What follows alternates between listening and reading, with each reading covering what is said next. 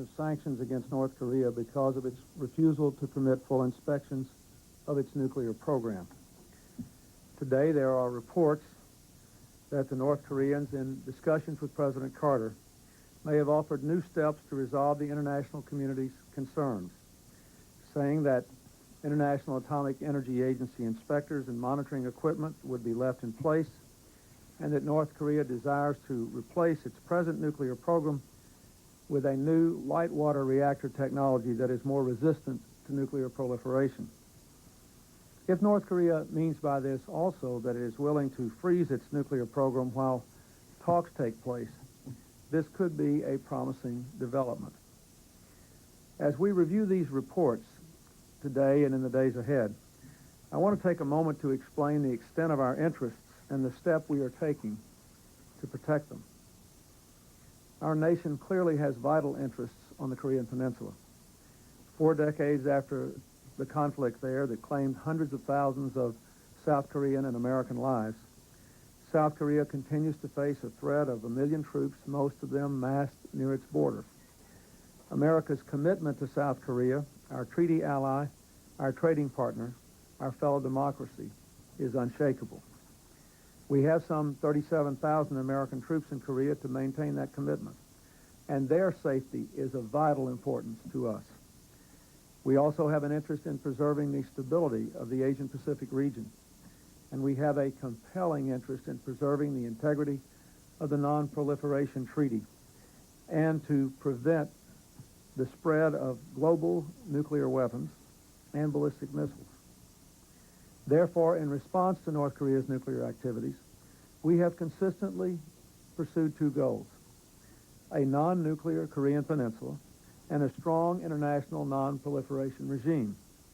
We've made serious and extensive efforts to resolve the North Korean issue through negotiations and have given North Korea many opportunities to return to compliance with its own non-proliferation commitments, made first 9 years ago when North Korea signed the Nuclear Non-Proliferation Treaty, and in 1991 when North Korea agreed with South Korea to pursue a non-nuclear Korean Peninsula.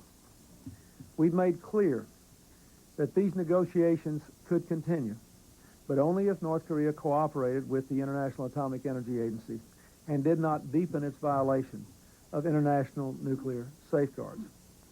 If today's developments mean that North Korea is genuinely and verifiably prepared to freeze its nuclear program while talks go on, and we hope that is the case, then we would be willing to resume high-level talks.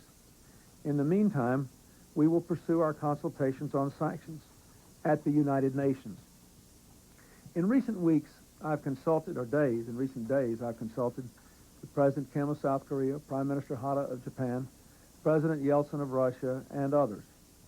I will continue to consult closely with them on this matter, with other international leaders, and of course, with members of Congress of both parties.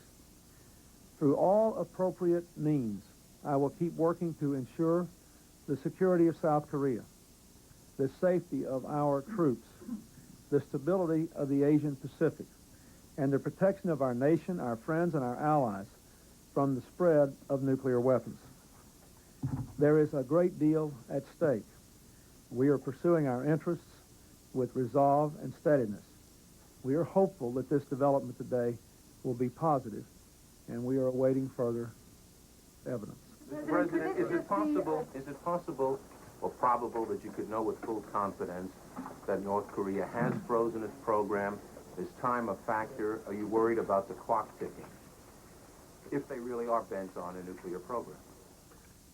Well, the answer to the second question is yes, time is a factor. The answer to the first question is yes, we believe we would be able to know, based on the representations that were apparently made today, whether they have in fact frozen their program while talks continue. How long might that take, sir?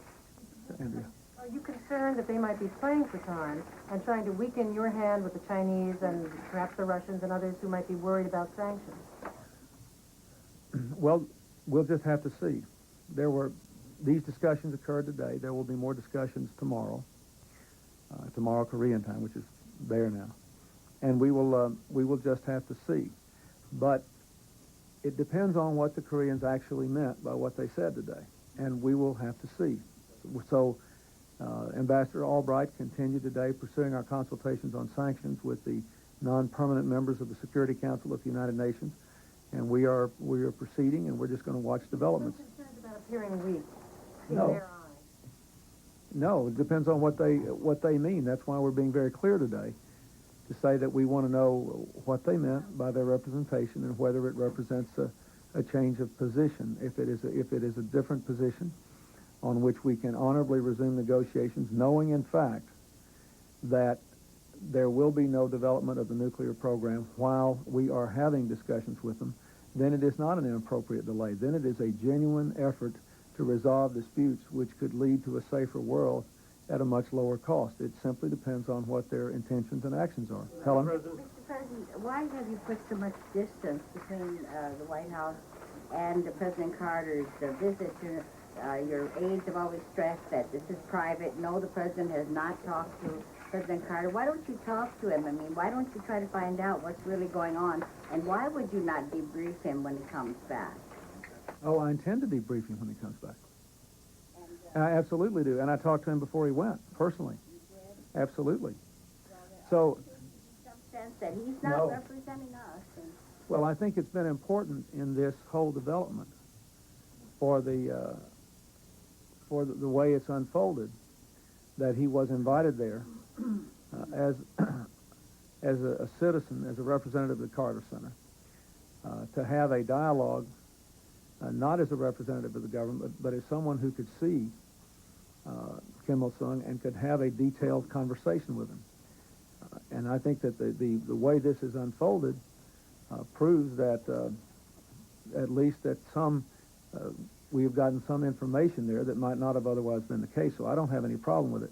But I think it is important that the United States and its interests can only be stated and by people who are ultimately charged with doing that. And I think that President Carter fully agreed with the characterization of his role and his mission. That is the way he wanted it, as well as the way we wanted it, and we think that that gives us some possibility that something will come out of this. Whether it will or not, we still don't know. President, two things, sir. Will this inevitably take the steam out of your effort to build support for possible sanctions? And second, the Senate today passed by a quite overwhelming vote a sense of the Senate resolution calling on you to bolster your forces in South Korea. Your reaction to both of those matters, sir? First, we will do whatever is necessary to protect our own forces there and to fulfill our commitments to the South Koreans. I met recently with all the commanders-in-chief, including General Luck, our commander in South Korea. I met today, again, with the Secretary of Defense and General Shalikashvili to discuss this and other issues. And we will take appropriate steps, as we should, as we must. So there's nothing to be concerned about. Now, on the other issue, what happens here depends upon whether this is in fact a new development. That is really what is at stake. Will it take the steam out of sanctions? Not if there is nothing new here. If there is a genuine prospect for not only leaving the IAEA monitors and equipment in place and moving away from the present nuclear technology, which is very susceptible to proliferation, to a light water technology which is less susceptible, in an environment in which, and I stress, in an environment in which there is a freeze on any nuclear activities, then the international community will be able to pursue its objectives of adherence by North Korea to the NPT, thwarting the proliferation of nuclear weapons, achieving the agreement North Korea made for a non-nuclear Korean peninsula in an appropriate way. It depends on the facts. It all depends on the facts. And that is what we will attempt to determine over the next several hours. Thank you very much. Are you taking military steps tonight? Are you sending more forces there tonight, Mr. President? This is very fascinating. We, the viewers of President Clinton's briefing in the White House briefing room, actually have a box seat on the evolution of what is happening between Pyongyang, the North Korean capital, and Washington here in the United States. President Clinton said very clearly, the situation is this. Quote, what happens depends on whether this is a new development. Clearly, the United States is trying to get clarification, and the president indicated that the next few hours perhaps would be more forthcoming with some information. Our senior White House correspondent, Wolf Blitzer, is there. Wolf? Well, basically, the president was reaffirming what the U.S. point man for North Korea, Robert Gallucci, said within the past hour, that the U.S. is now going to determine through diplomatic channels whether the North Koreans are serious in these commitments they made to former President Jimmy Carter earlier today. And the U.S. would do so at the United Nations, having a dialogue with the North Korean delegation at the UN to see if the freeze on its nuclear program, to see if the International Atomic Energy Agency inspectors will be allowed to do their work in North Korea, and to see if the surveillance equipment will be allowed to remain in place.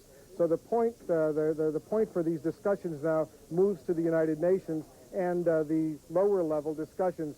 But the president did say that when former President Jimmy Carter returns to the United States, he will be invited here to Washington, to the White House, and he will be debriefed by Mr. Clinton personally, getting a first-hand assessment of exactly what's going on. Bernie? Wolf, it's clear that this administration is telegraphing to the North Koreans, we're not going to jump at every word, we're going to study everything in detail. And President Clinton, I was struck by his saying that it depends on what the Koreans meant by what they said.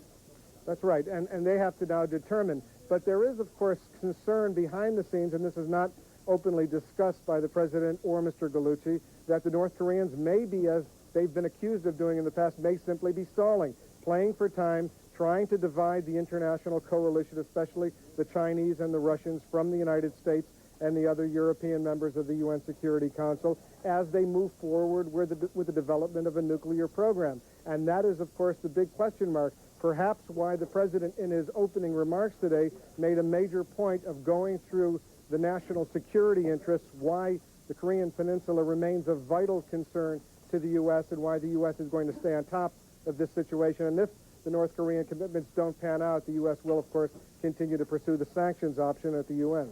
Okay, and certainly not lost on the North Koreans. Two actions here. One, a statement by the Senate, the Senate resolution urging the president to do whatever is necessary to strengthen American forces, and President Clinton just a few moments ago revealing that today he met with the Secretary of Defense and the Chairman of the Joint Chiefs of Staff, General Shelley Kashvili. In Mr. Clinton's words, will do whatever is necessary to protect U.S. forces there. Well, clearly the president knows the North Koreans are watching and doesn't want the North Koreans to be under any illusions that the U.S. is backing away from its commitment to South Korea. Thank you. Our senior White House correspondent, Wolf Blitzer. I'm Bernard Shaw. That concludes our special coverage of President Clinton's reaction to the statements coming out of North Korea relayed by former President Jimmy Carter. This has been a CNN Live event.